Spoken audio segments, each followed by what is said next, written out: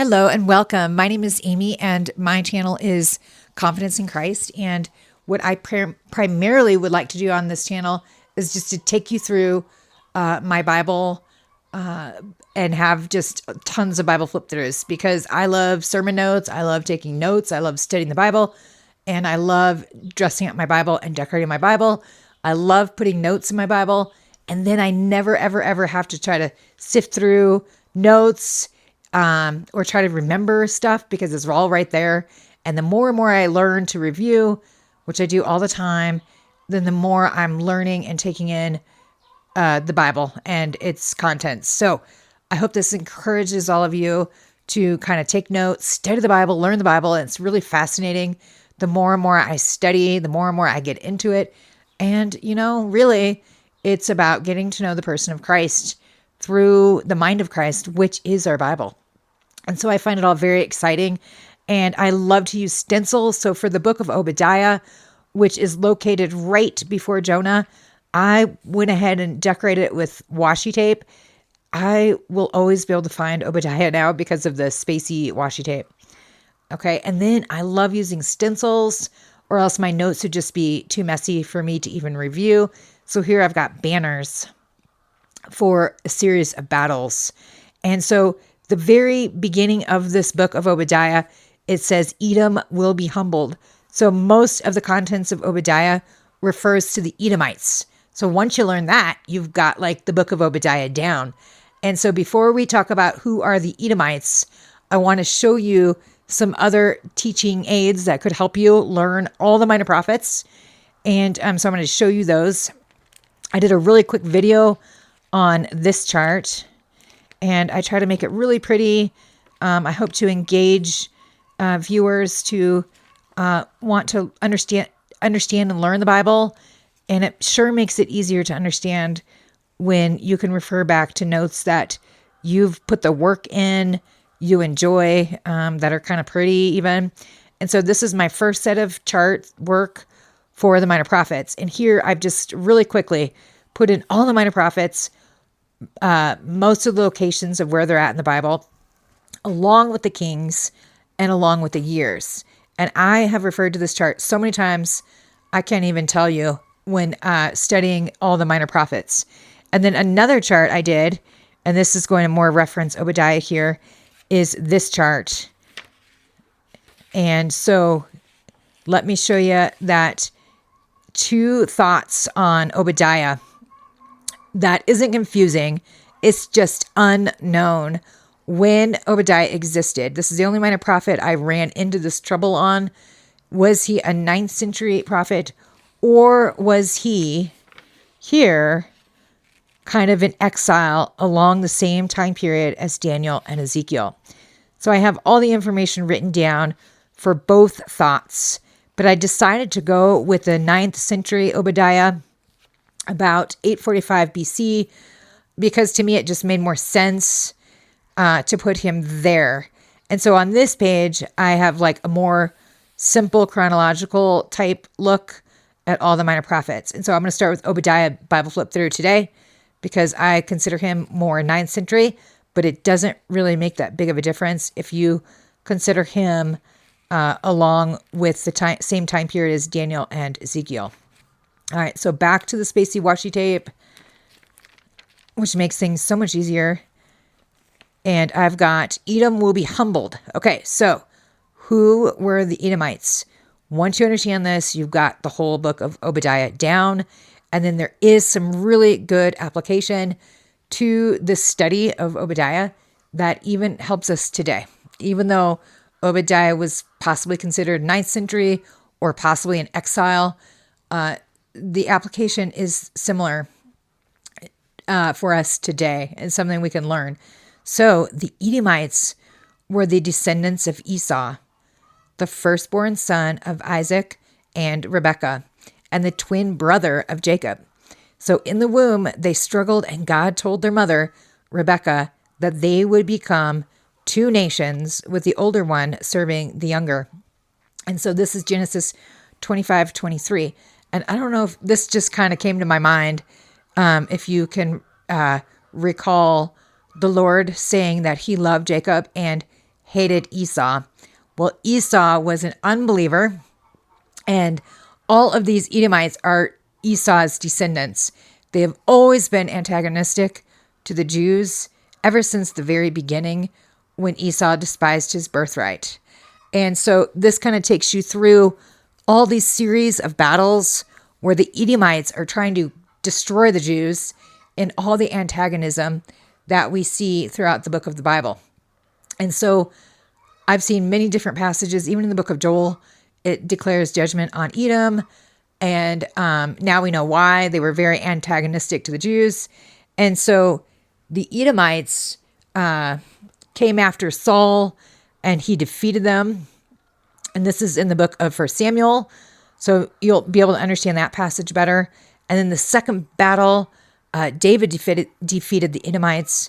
But there's one person who got away, and that was Hadad. And he escaped to Egypt. And after David died, he came back. And he came back and stirred up trouble for Solomon during Solomon's reign. And this is in 1 Kings 11:14. And again, he was defeated. And then Hadad went to Syria. And from Syria, he tried to put a lot of pressure on Solomon. And then we have Jehoshaphat's reign. And so the Edomites allied with other countries, Moab and Ammon, I don't know if I said that correctly, to attack Israel all at the same time. And their attempt was to wipe out the Jews. And so they all tried to attack at the same time. And in this battle, the combined armies were decisively defeated under Jehoshaphat, and they were driven out. And then we have two other kings that fought with the Edomites here. And then in 586, Nebuchadnezzar attacked Jerusalem for the last time. The Edomites joined him, and Nebuchadnezzar was impressed. So he gave them land in the southern kingdom. Yet, even in that bit of land in the southern kingdom, somebody else came in, and the Lord wanted to wipe these people out. And he did so in two ways. So these mysterious Arabs came in, called the Nabateans, and they walked in to where these Edomites lived. And they kind of pushed them into the corner. And in this corner, they're still trying to throw punches at the Jews, right? So then a little bit more time passed. And then we have a lot of them were wiped out then. And then in 70 AD, they finally got completely wiped out. And so this is where those charts kind of come in handy with understanding the history. But in 70 AD, the Romans came in, and that was the big siege of Jerusalem. And the Edomites were actually let into the gates of Jerusalem to help the Jews. The Jews thought they were going to be helped by them. And the Romans were watching these Edomites. They were attacking the Jews, and they were maniacs and maniac killers. And the Romans thought, boy, these people need to go. They're too crazy. And so at the time of the siege of Jerusalem, the Romans not only kind of destroyed Jerusalem, but they also took out the Edomites finally. And so that kind of is the final story of the Edomites. And here I have mentioned God says a nation must be destroyed. The Old Testament command was the same, wipe out the Edomites. So the Romans did what the Jews would never do, but they did it for one reason. They said that the Edomites were lawless, maniacal type killers, and none of them survived the siege of Jerusalem. Now here at this time of 70 AD, the Edomites were also known by this other name, and I went ahead and put that in there so I wouldn't ever be confused again. And so the spelling of what they're called by 70 AD is Idumaeans. And so I hope that helps you with that. And then on the flip through, I have to go the opposite direction because Jonah's right after Obadiah. I have the geography of the Edomites, more history about Esau, and this little square here of Petra. And if you Google that, Petra, it is just this amazing formation in cliffs. And so that was kind of fascinating to look at. And then I have a little bit more information on Obadiah, servant of Yahweh. Not much is known about Obadiah. There's at least 12 men in the Old Testament with this name. And then we have Edom's background, and I just went ahead and laid it all out, all the Bible passages, and then oracles against Edom, and then what the Lord thinks about Edom down here. So those magnificent little dwellings they lived on, the Lord is saying the clefts of the rocks will not save you, and I will make you small. And God despises the nation of Edom. Esau despised his birthright. And then if we quickly get into the application, and also I don't want to forget that the book of Obadiah also gets into the millennial reign of Christ. And the next Bible flip through will be Joel.